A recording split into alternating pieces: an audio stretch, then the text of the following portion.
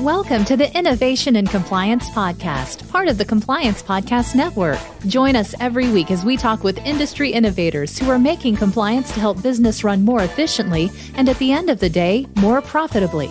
Here's your host, Tom Fox.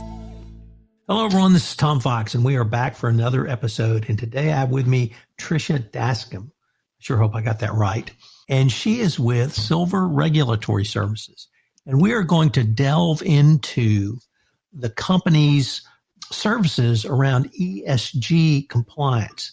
It's a topic that a lot of compliance practitioners hear about and worry about, but they really don't know how to tackle it. So I was really intrigued when I came across the company and then Trysha's specialty in this. So Trysha, with that incredibly long-winded introduction, first of all, thank you and welcome to the podcast. Tom, thanks very much. It's great to be here with you.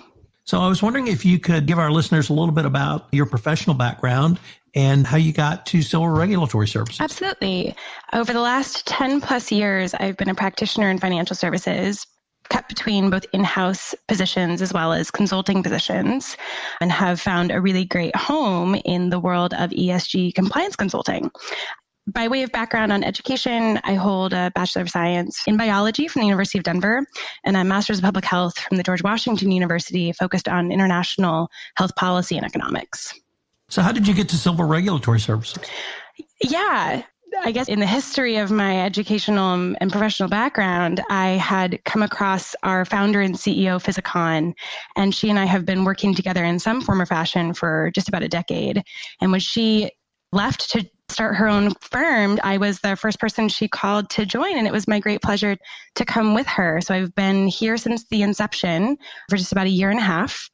And I was brought in really to focus and grow the ESG arm of our business. So having founded a couple of companies, that's both incredibly exciting and incredibly scary at the same time. So I have some appreciation of what you went through.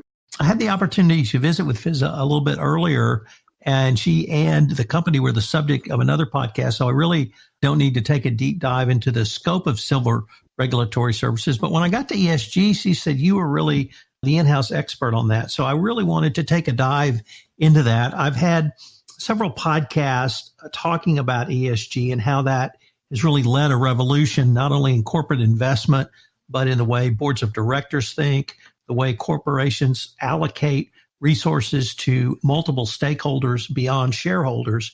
But you guys were really the first company I've come across that are not commentators on ESG, but you're actually, I would move you towards either ESG practitioners or helping ESG practitioners. So I was wondering if you could just start off with a little bit of an introduction of what is ESG and what's the role of Silver Regulatory Services in helping companies improve their ESG compliance. Yeah, this is a great question. And similar to your initial point, we consider ourselves to be ESG practitioners by way of how focal we are in the space, both with our clients as well as in the industry at large. By way of background, we knew about ESG a number of years ago. My MPH was my first foray into the world of finance and sustainability. I had the opportunity to spend my master's thesis exploring the social return on investment model. And when I came back into the workforce, was really interested to understand how that model could ultimately play out in financial services at large. And so it's been a really serendipitous experience to have focused professionally on regulatory and compliance and to see ESG really come up through the pipeline to be impacted by that as it relates to our general suite of clients. You asked me to define this sort of crazy acronym. Environmental social governance means many different things to industry players, but for financial services participants, generally our definition is that environmental social governance is and operates as a lens through which you will and do evaluate the investments that you make for the underlying funds. And by and large, it is often deemed a risk tool. It helps expand diligence by the deal team. It helps expand the sort of comprehensive view a manager has of the investments that they're ultimately making. And it really evaluates a set of risk factors, as the acronym lends itself, environmental, social, and governance, that were not typically captured in traditional diligence, specifically focused on financial diligence in time historic. So many of my listeners are compliance professionals, largely in the anti-bribery, anti-corruption space, but also in financial services and a few in trade sanctions. So they're going to be generally familiar with ESG. But I was wondering if CEO comes down or a board of director comes down to a chief compliance officer, or even a large shareholder calls the chief compliance officer and says, tell me about your ESG program. And he or she realizes, what ESG program? And they have to try to think through how to put one together. What would you suggest are some of the steps they should at least think through initially to putting an internal ESG program together to answer those various stakeholders? Definitely. And the scenario you're outlining is one I think that happens more often than not. We live in a world where this acronym is still sometimes largely unknown. And predominantly in the past, it has been sufficient for firms at large to be able to respond that they are considerate of ESG matters and to move along. And that time has really come and gone. So as an initial matter, and some of the services that we think through here as a starting point are, one, do you have an ESG policy? Do you have anything that you've ever written as it relates to ESG that could form the basis of a policy? And if not, then that's a really great starting point. As regulatory and compliance consultants, we're really well positioned to think through policy with our clients. And it has been a really great and initial starting point, both for us as well as for our client base. And as with any policy, and as every compliance person knows, you should not have a policy that says something that you don't actually do. And so the second step to this is the enumeration of ESG procedures, the guidance document that says with specificity how it is that you're going to manage your ESG policy, who will be responsible for it, who will oversee it, how it will be documented. Those are main pieces that should be captured by the firm's documentation. And then once you have those two pieces, ultimately, it's really important to train the folks who are going to have responsibility for it. And in our view, the entire firm should know about this initiative. It ultimately will be the responsibility of investment personnel, but we have found that the more people you involve in this conversation and the more you work on these types of policies and procedures with all of the staff, the more I think it gets and becomes ingrained in firm culture.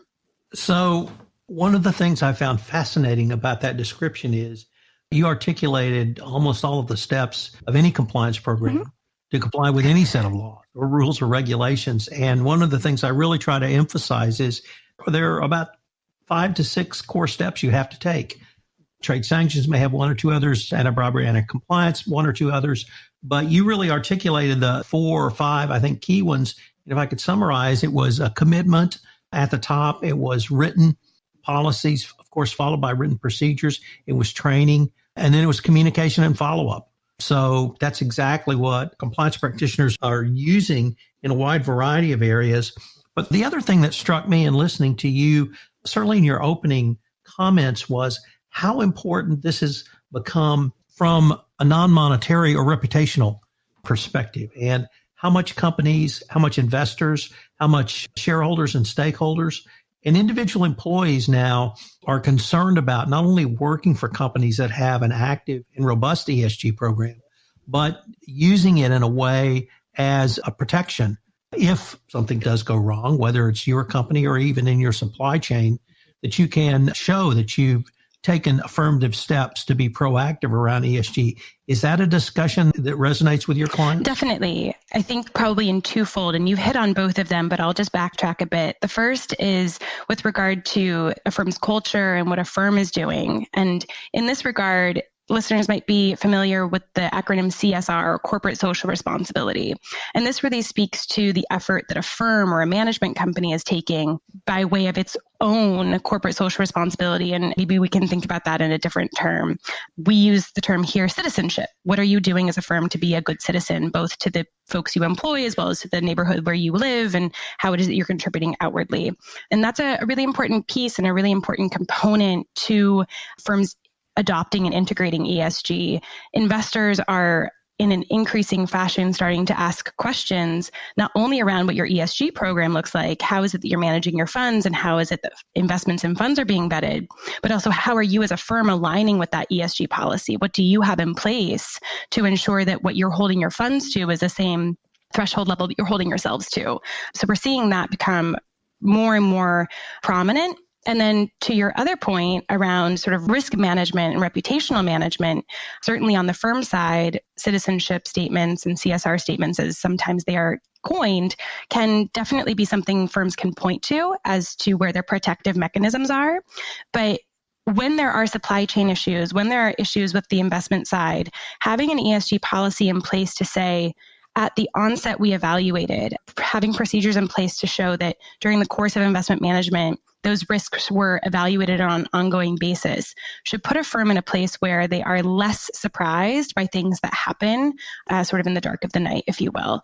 And definitely it can act as a description for how comprehensive a risk a firm knew about, and then where there are issues that do bubble up. And we live in a normal world. Things happen all the time. Managers have to be able to react to them. In our daily lives, we have to be able to react to them. This is just one more tool that can help managers sort of see in the dark a little bit. And definitely we've seen managers who may not have investor pressure to respond to ESG, but because they have seen and because the value of these policies has been evidenced to them, they have moved forward with the adoption of this just because it does act as such an important tool in the investment process overall. Well, thank you. You gave me the title for this podcast, How to See in the Dark. Are you familiar with the Business Roundtable statement on the purpose of a corporation? Yeah, of course. So it struck me in listening to you that you named multiple of the stakeholders that the Business Roundtable named as stakeholders in the interest of a corporation now. And that this morning I did a podcast where someone was able to connect in a way I had not thought of compliance and corporate culture to the statement on the purpose of a business corporation, sort of from the bottom. But you just seemed to me to connect it from the top, from the investment side. And so when you have shareholders, not only shareholders asking these questions, but you have employees asking these questions, you have your counterparties, your customers asking these questions, and even persons in the supply chain asking these questions. It seems to me that what you are articulating is a framework to be able to not only analyze those questions, and manage those risks, but to give answers to multiple stakeholders that the Business Roundtable has identified are important to every American corporation. That's a great compliment. Thank you for evaluating my commentary with such attention. I think that the statement put out by the Business Roundtable is one that is important in a variety of ways, but certainly was one of the first statements we've had in the States around all of the different folks that have an interest in what it is the corporations are doing. I think that the clients that I work with have a really broad view of their investments and understand that in whatever type of ownership they have of their investment, if you're a private equity firm and you have minority control or majority control, if you're a hedge fund and you own a minority amount or a majority amount, these two pieces really are starting to inform a firm's understanding of their own portfolio and ultimately what it means to minority or with a majority have some level of comment or conversation to the underlying asset and then to understand how that underlying asset ultimately functions. I think that we're starting to transition into a world where the more we think about what ultimately is happening with the investments we make, the more ESG starts to make sense. There have been conversations and dialogues since time historic about whether or not ESG is soft, whether or not this is just something that we're adding on for the sake of adding on. But more and more, the academic literature is coming out to show the extreme value add of evaluating not only your investment process and your investments, but also how those investments are functioning in a really mindful and strategic manner. Because at the end of the day, your reputation as a firm is on the line. The people you employ's reputation is on the line. And predominantly, this is all for the good of name the person. It's for the good of the clients, certainly, but it's also for the good of the folks you employ. It's also for the good of the families of the employees that are working for you. And the trickle-down effect, though that has a very different economic meaning, so I don't mean it in that context, can be quite large. And I think it's a really beautiful way to start thinking about the investment process and the investment industry overall. So I ask about ESG from the sort of corporate perspective, the CCO perspective. What if a investment firm comes to you and says, we want to start evaluating either our portfolio companies or our potential acquisitions from the ESG perspective, and we want some ESG reports, what would you suggest that they start looking at or questions they should start asking? Yeah, that's a great conversation to have. So at the start of any evaluation of this nature, the definition that needs to be in place for any firm is, what is it that you deem to be a material ESG risk for the business that you are evaluating? SASB, the Sustainability Accounting Standards Board, was one of the first players to put out that materiality should be the standard used for determining what investment managers will look at in terms of ESG risk. And so as a starting point, I think that that's a really rational place to begin. What is or is not material? And then from that list, are there any underlying subfactors that can actually be measured? So if we take, for instance, a manufacturer, and we identify that that manufacturer's risk is along environmental lines, maybe they have had a few instances of spilling, maybe they have really inefficient machinery that is using just a ton more energy than is necessary, can we evaluate either of those factors on an ongoing basis? So year over year, what was the electric bill? Year over year, what did energy usage and water usage, et cetera, look like? Those are really meaningful data points that that type of company may already be measuring and just haven't identified as a potential ESG factor to follow.